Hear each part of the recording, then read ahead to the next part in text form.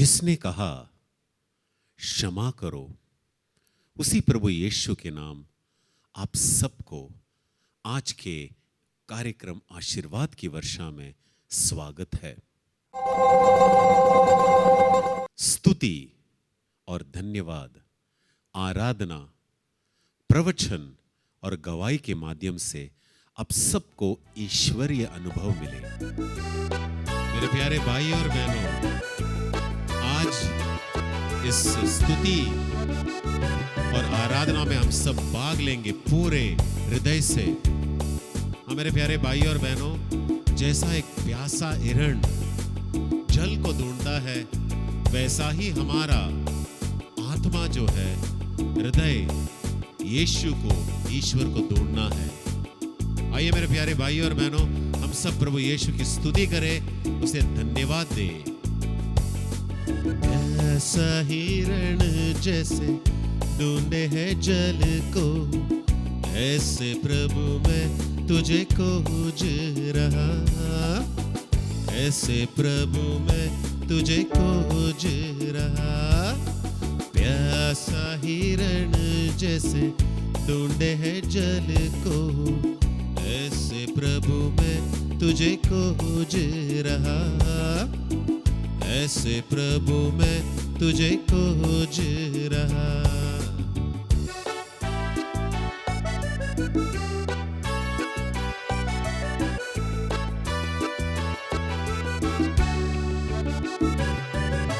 तू ही मेरी मन की अभिलाषा, तू ही मेरी मन की अभिलाषा, तेरी पूजा निश दिन करता रहूं मैं, तेरी पूजा निश दिन करता रहूं मैं।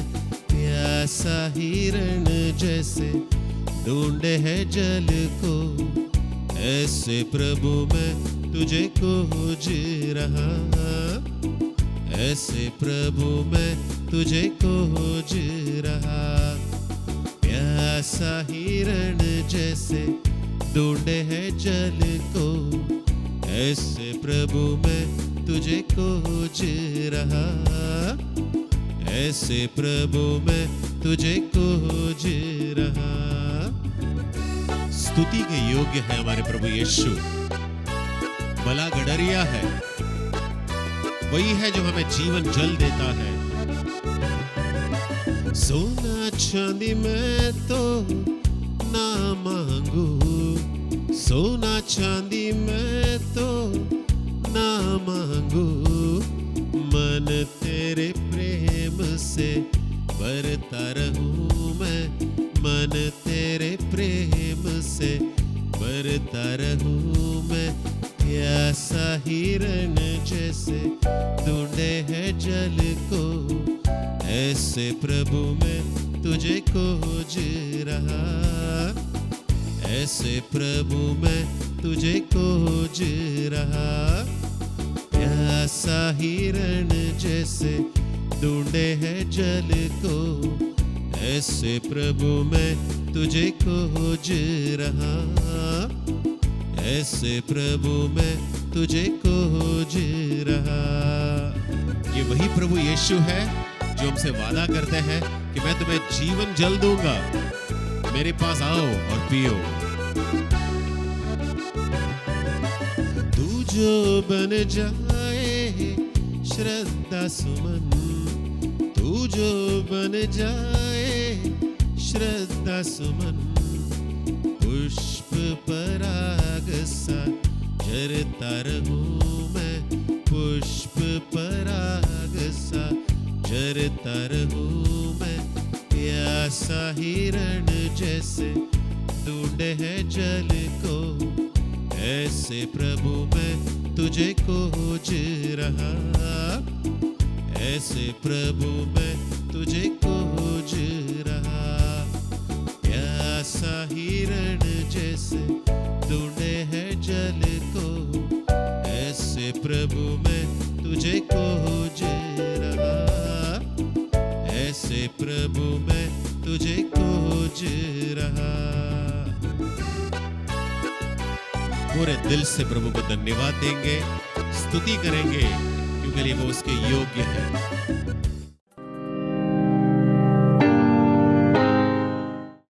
हालेलुया, हालेलुया, हालेलुया। मेरे प्यारे भाइयों और बहनों, आज हम यही प्रार्थना करते हैं कि वचन के माध्यम से हम सबको ढेर सारे आशीष मिले।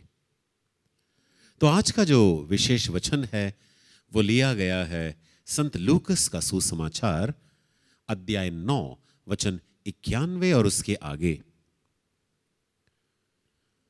अपने स्वर्गारोहण का समय निकट आने पर ईसा ने यरूशलेम जाने का निश्चय किया और संदेश देने वालों को अपने आगे भेजा।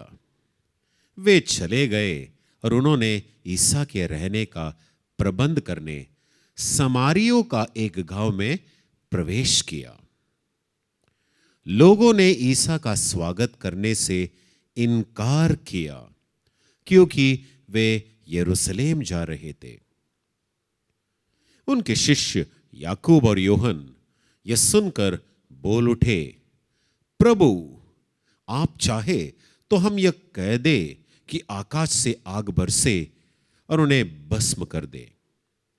पर ईसा ने मुड़कर उन्हें डांटा और वे दूसरी बस्ती चले गए। तो मेरे प्यारे भाइयों और बहनों, आपने भी इस वचन का भाग सुना होगा। इस पूरे वचन से, पूरे वचन का जो भाग है उसमें हम वचन 55 पर ध्यान देंगे। वचन 55।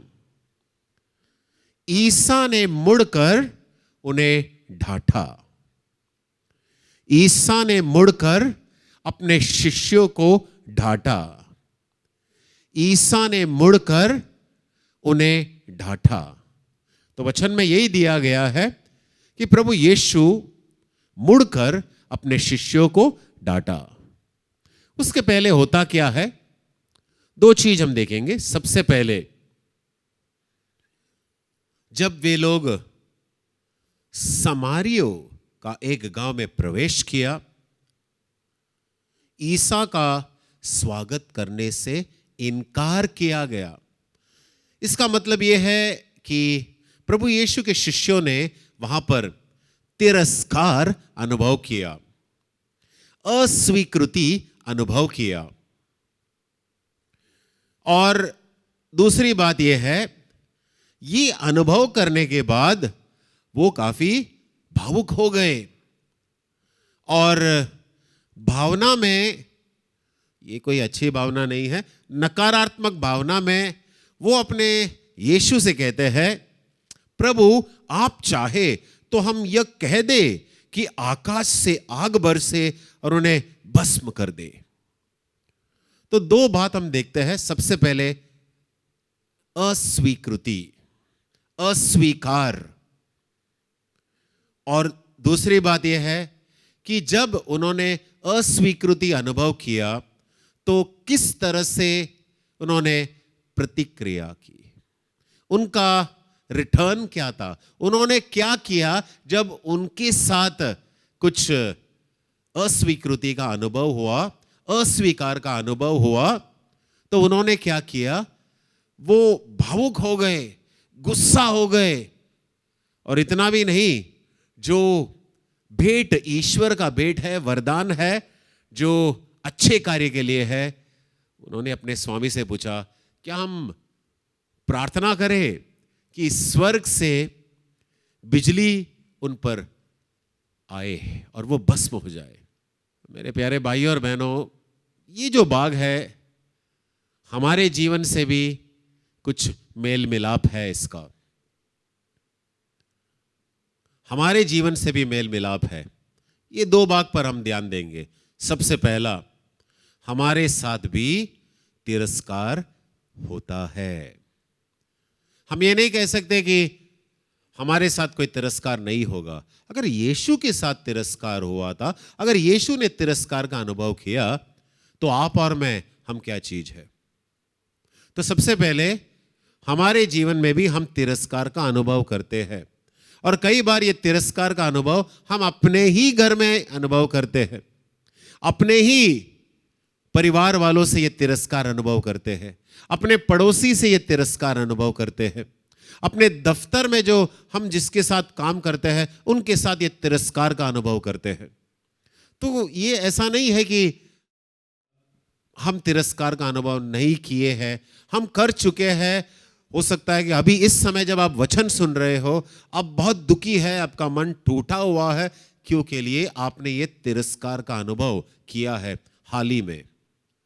और दूसरी बात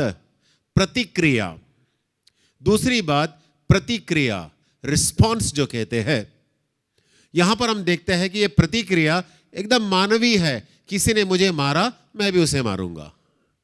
किसी ने मेरा अपमान किया, मैं ढूंढूंगा एक मौका कैसे उस व्यक्ति का भी अपमान करे। आंख के बदले आंख और दांत के बदले दांत। तो जब शिष्यों ने कहा कि आप कहे हमसे स्वामी, आकाश से इनके ऊपर जो है कुछ आए और वे भस्म हो जाए, तो हमें भी यह देखना है कि हमारे जीवन में जब हम तिरस्कार अनुभव करते हैं, कोई नकारात्मक अनुभव होते हैं, तो हमारा प्रतिक्रिया क्या है? तो हमारा प्रतिक्रिया क्या है? जब हम तिरस्कार अनुभव करते हैं तो हमारा प्रतिक्रिया क्या है? किस तरह के प्रतिक्रिया हम अनुभव करते हैं? हमारा प्रतिक्रिया क्या है? क्या इन्हीं शिष्यों जैसा है? हो सकता है कि 10 में से 8 लोग कहे कि हमारा प्रतिक्रिया बिल्कुल इन शिष्यों जैसा है। हम भी मौका ढूंढते हैं कब बदला ले, कब उनके साथ कुछ बुरा हो। प्रभु यीशु ने अपने नजदीकी शिष्यों के साथ क्या किया, उनसे क्या कहा? प्रभु यीशु ने उन्हें डांटा। आपको क्या लगता है प्रभु यीशु आपसे और मुझसे क्या कहेंगे? प्रभु यीशु अगर हम भी शिष्य जैसे नकारात्मक प्रतिक्रिया किए तो प्रभु यीशु हमें भी जरूर डांटेंगे। लेकिन याद रखना, जो डांटना होता है हमेशा बुरा नहीं होता है। कई बार जो डांटना होता है हमारे भलाई के लिए ही है। याद रखना, प्रभु यीशु कहां जा रहे थे? प्रभु यीशु वचन में लिखा है यरूशलेम जा रहे थे। उनका लक्ष्य था यरूशलेम, उनका लक्ष्य था यरूशलेम।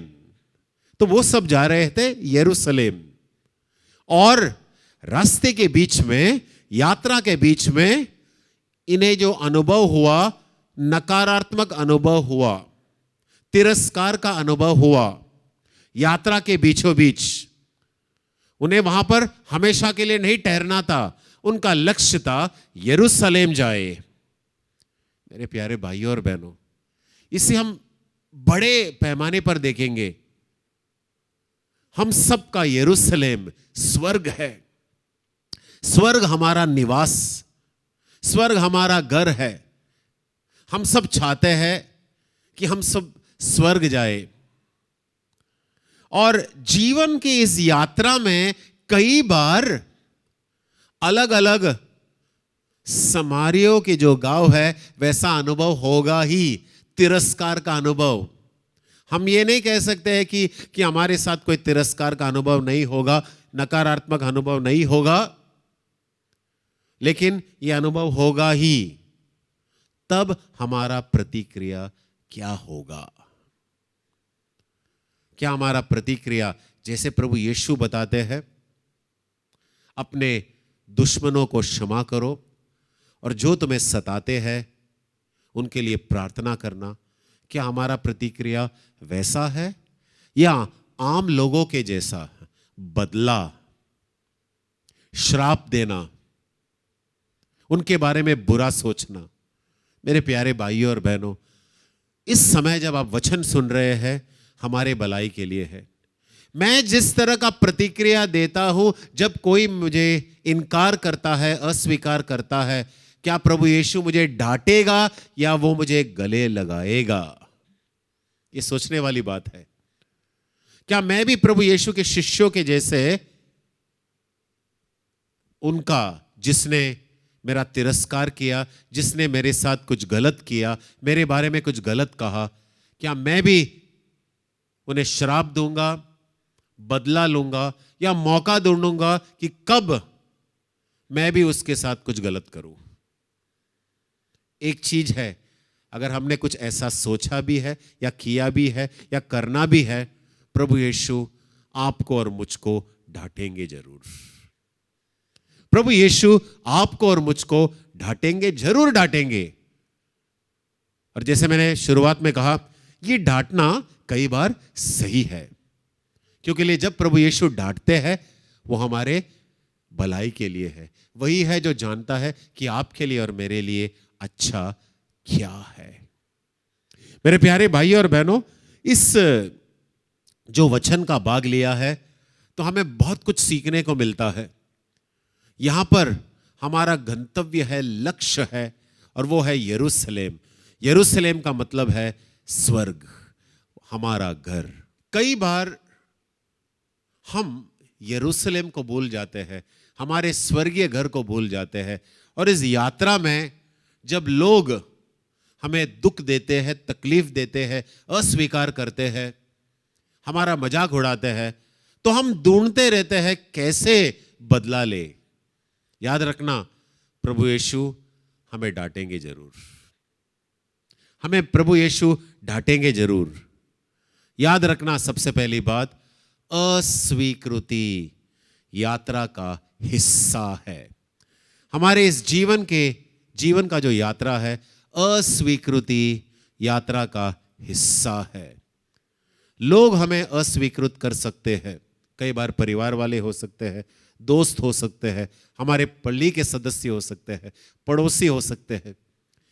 अस्वीकृति यात्रा का हिस्सा है। सिर्फ यह देखना है कि प्रतिक्रिया कैसा है, ऐसा ना हो कि यीशु हमें डांटे। दूसरी बात, भावनात्मक प्रतिक्रिया से सावधान रहे। शिष्यों ने क्या किया? वो गुस्से में आ गए, प्रभु बस आप हां कहना और ये लोग भस्म हो जाएंगे। हमारा यीशु दया का सागर है, उसका दूसरा नाम प्रेम है। वो नहीं चाहता कि आप और मैं जो उस पर विश्वास करते हैं ऐसा करें। तीसरी बात, यीशु गलत उत्साह को डांटते हैं। देखो, उत्साही होना गलत नहीं है, लेकिन यीशु गलत उत्साह को डांटते हैं।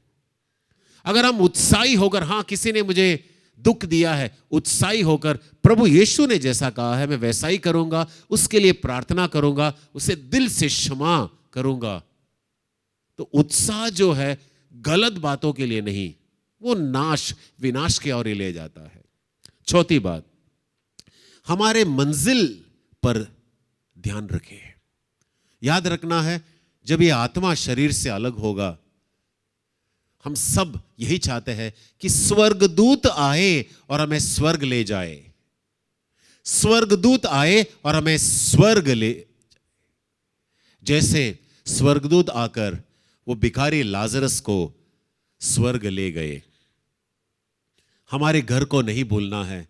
कई बार हम छोटे छोटे ऐसे समारिया गांव में जो अनुभव होते हैं, उसके कारण हम हमारे गंतव्य, हमारे लक्ष्य, हमारे घर को भूल जाते हैं।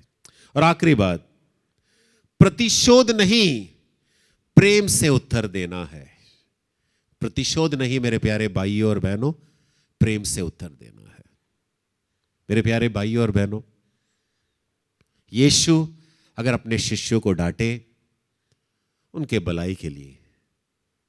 अगर आप भी दुखी है क्योंकि किसी ने आपका इनकार किया है, आपको दुख और तकलीफ दिया है, और अगर आप भी प्रतिक्रिया नकारात्मक कर रहे हैं, उन्हें श्राप दे रहे हैं, उनका बुरा सोच रहे हैं, यीशु आज आपको डांटते हैं।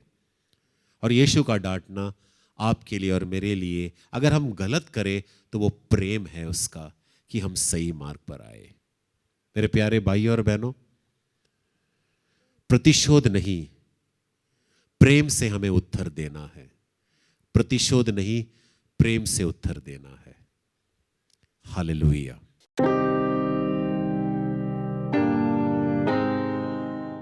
मेरा नाम निशिका कोहली है। मैं उत्तन मुंबई की हूँ। मेरे ट्यूब में गर्भाशय में एक गांठ हुआ था, वो पूरी तरह से फट गया था। उससे मेरे को मरने के बहुत चांस थे। मेरे को हॉस्पिटल में लेकर गए, तब सबके, मेरे मम्मी के, मेरे हस्बैंड के, सबके सिग्नेचर लिए और डॉक्टर ने बोला कि ये बच सकती है, हम उसका गारंटी नहीं दे सकते। फिर भी मेरे पति ने बोला, स्तोत्र संहिता सामर्थ्याच्या पंख्याखाली मेरे हस्बैंड ने बोला, हम पर उस वचन पे विश्वास है और तुमको कुछ भी नहीं होएगा। हम लोग को 3.5 लाख रुपए ऑपरेशन का बोला था। फिर भी मेरे हस्बैंड ने बोला कि उतने पैसे कैसे आएंगे और क्या हो जाएगा। और मेरा ऑपरेशन भी हुआ, पर फिर मेरे को होश भी नहीं आ रहा था। 18 घंटे ज़्यादा हुए थे और मेरे को होश नहीं आ रहा था। फिर मेरे घर वालों ने बहुत सारी प्रार्थना की, फिर मेरे को होश आ गया। और मैं डिवाइन में भी बहुत प्रार्थना की कि मेरे को कुछ भी होने, मेरे 2 बच्चे छोटे छोटे, मेरे बच्चों को मेरे को संभालना है। तो मैंने बहुत प्रार्थना की और मैं इधर भी पहुंच गई। इसलिए मैं धन्यवाद, प्रेज द लॉर्ड, हालेलुया बोलती हूँ।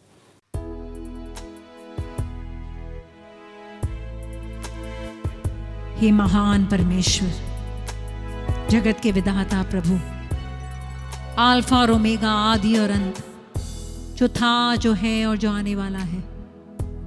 हे परमेश्वर, हम में से कोई योग्य नहीं है आपके पास आने के लिए, पर आप खुद आते हैं हमारे पास। और हम आज अपने आप को, तन मन और आत्मा को लेकर आपके चरणों में आना चाहते हैं। मरियम के समान हम आपके चरणों में बैठना चाहते हैं। हमारा जीवन आपको समर्पित करते हुए, आपकी शरण लेते हुए निरंतर आपकी स्तुति आराधना करना चाहते हैं। आए हैं हम तेरे चरणों में, लेकर हम स्तुति। आए हैं हम तेरे चरणों में, लेकर हम स्तुति। आए हैं हम तेरे चरणों में, लेकर हम स्तुति। हालेलुया, हालेलुया, हालेलुया, हालेलुया, हालेलुया, हालेलुया, हालेलुया, हालेलुया। स्वर्गदूत जिनके सामने नतमस्तक हो जाते हैं। नबी यशाया को जब परमेश्वर के दर्शन हुए, उन्होंने देखा सिंहासन पर सर्वशक्तिमान विश्वमंडल का प्रभु विराजमान है। उनके इर्द गिर्द खास जाति के प्राणी पवित्र पवित्र पवित्र है। सेनाओं का प्रभु, जिसकी महिमा सारे संसार में व्याप्त है। आज वही परमेश्वर हमारे बीच आया है।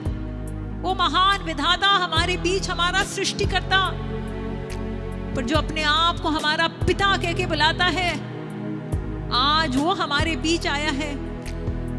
स्वर्गदूत जिनकी महिमा गान करते रहते हैं, संत गण जिनके सामने नतमस्तक हो जाते हैं, उसी परमेश्वर की हम स्तुति आराधना करें हालेलुया गाते हुए।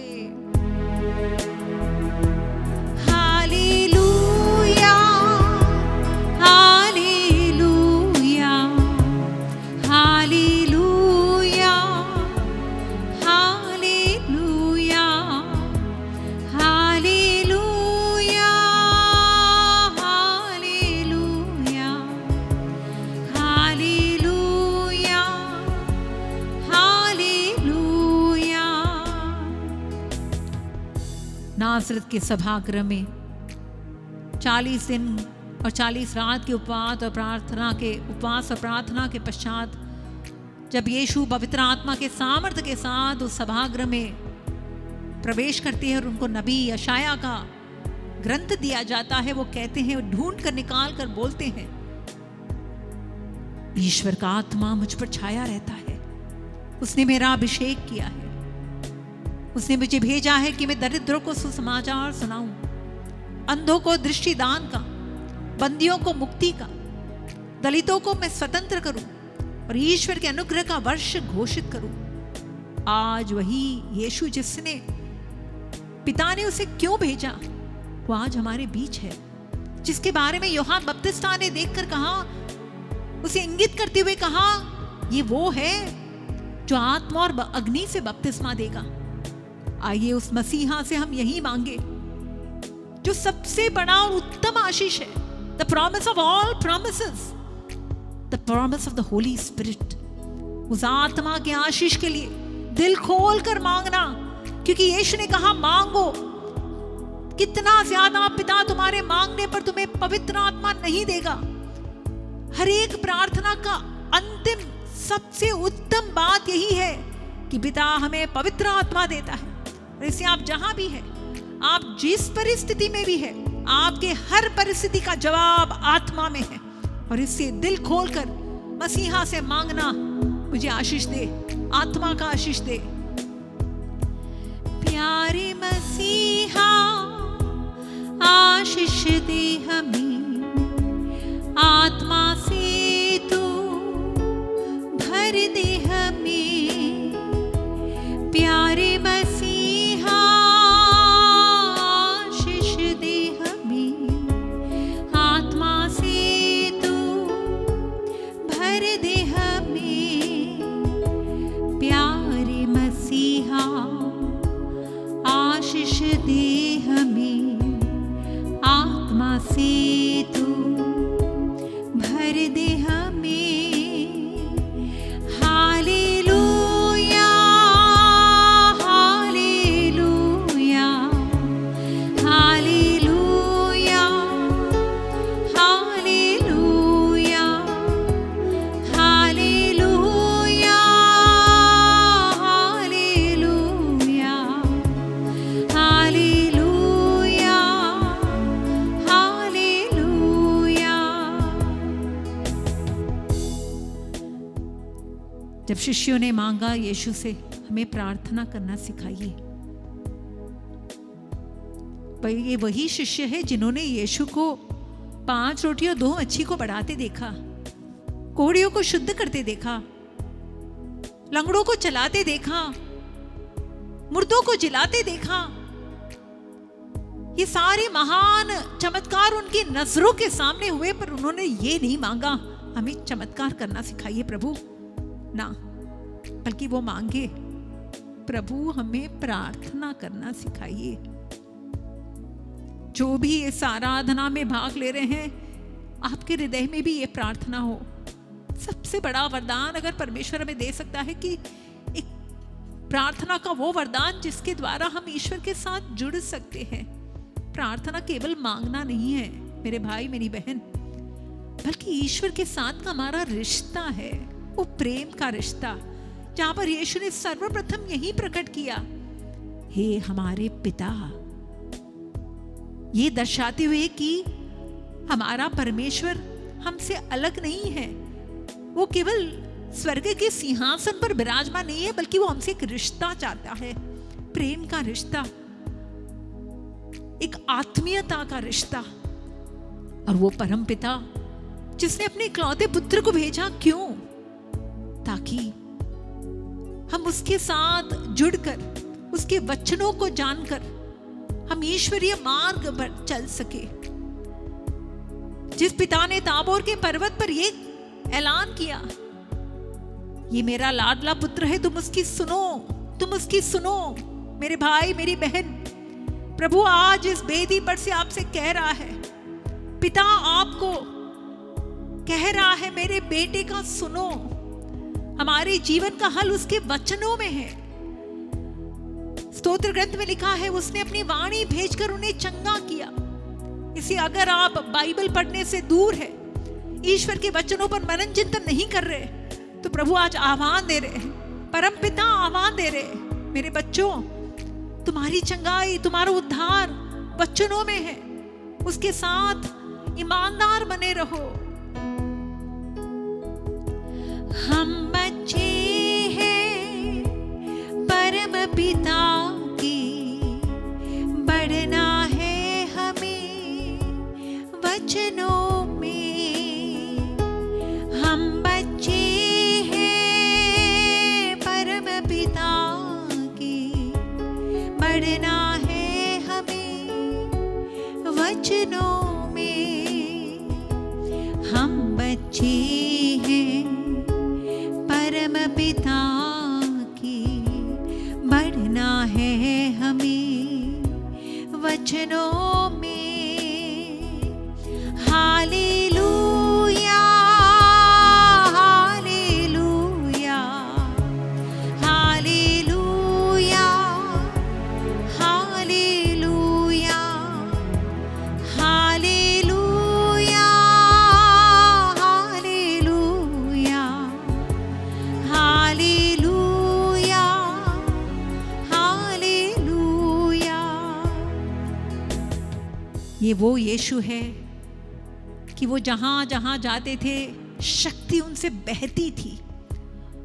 अब दूतग्रस्त उसके सामने चिल्लाते थे, लोग उसके कपड़े के पल्लू को छू लेते और वो चंगे हो जाते।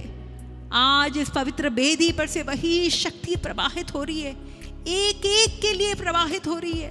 आप जहां भी हो, प्रभु की शक्ति आपके पास उतर आ रही है। वो चंगाई, वो कृपा, वो बंधन तोड़ने की शक्ति, वो पाप से छुटकारा पाने की शक्ति। बस आप जहां हैं हाथ बढ़ाइए यीशु की ओर और उस शक्ति को ग्रहण कीजिए विश्वास के साथ, जैसे उस रक्तस्राव पीड़ित औरत ने किया। उसने हाथ बढ़ाया ये जानते हुए मैं उसके कपड़े के पल्लू को छू लूंगी, मैं चंगी हो जाऊंगी। आज हमें उसी प्रभु से चंगाइयां मिलती है, क्योंकि हमारा प्रभु एक रूप है, कल आज और अनंत काल तक। आज वो जिंदा परमेश्वर हमें चंगाइयां दे रहा है, हमारे सभी पापों से हमें मुक्ति दे रहा है। मिलती है हमें तुझसे चंगाइयां, देता तू हमें पापों से मुक्ति। मिलती है हमें तुझसे चंगाइयां, देता तू हमें पापों से मुक्ति। मिलती है हमें तुझसे चंगाइयां, देता तू हमें पापों से मुक्ति। हालेलुया, हालेलुया, हालेलुया, हालेलुया, हालेलुया, हालेलुया, हालेलुया,